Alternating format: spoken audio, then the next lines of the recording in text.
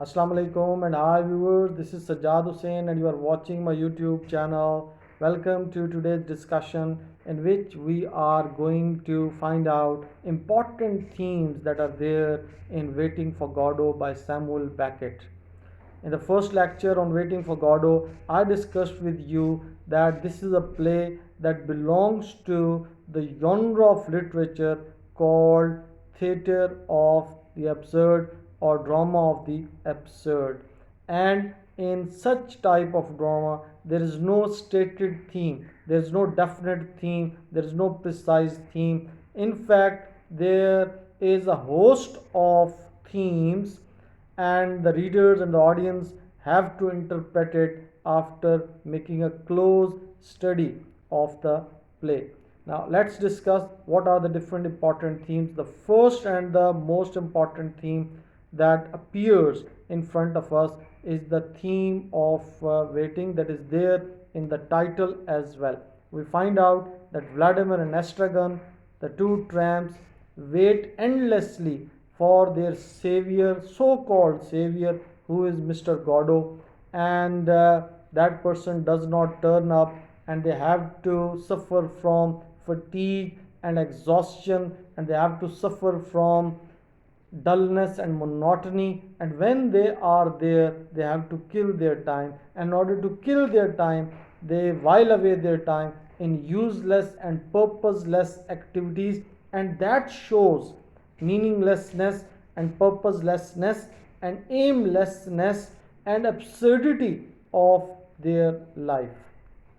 The second important theme that emerges before us after reading the play is the theme of suffering, the theme of misery, the theme of exploitation that the characters the tramps have to experience and the tramps have to undergo. We find out that these tramps are ill fed, they are ill nourished, they have health issues. Vladimir suffers from urinary infection, and Estragon has problems with his breathing, and they are not having a decent place where they can sleep at night. We find out that Estragon has to sleep in a ditch and he is beaten by gangsters every night. So, this is how he is being exploited.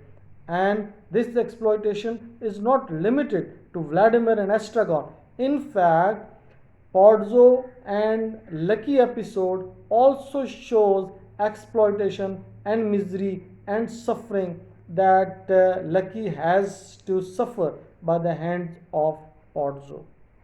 The third important theme in the play is lack of communication. We find out that the characters are not able to communicate with each other properly. Vladimir and Estragon do not respond to each other properly. There are a lot of silences, there are a lot of pauses, there are a lot of repetitions, there are a lot of dotted lines. A character says something and the other does not listen to him, and when he listens to him he is not able to understand him, and when he understands him he misinterprets whatever is said to him. So this is how lack of communication adds to their problems, and it is because of this lack of communication that they are not coming up with a concrete plan to get out of this misery and to get out of this miserable situation. And this lack of communication is a problem of modern man. The last fourth important theme that is there in the play is the theme of uncertainty of time. Nobody in the play is certain, is sure for how long time these tramps are there, for how many nights they have been whiling away, and they have been in fact postponing their intention of committing suicide, and nobody knows for how many days they will continue their waiting for Godot.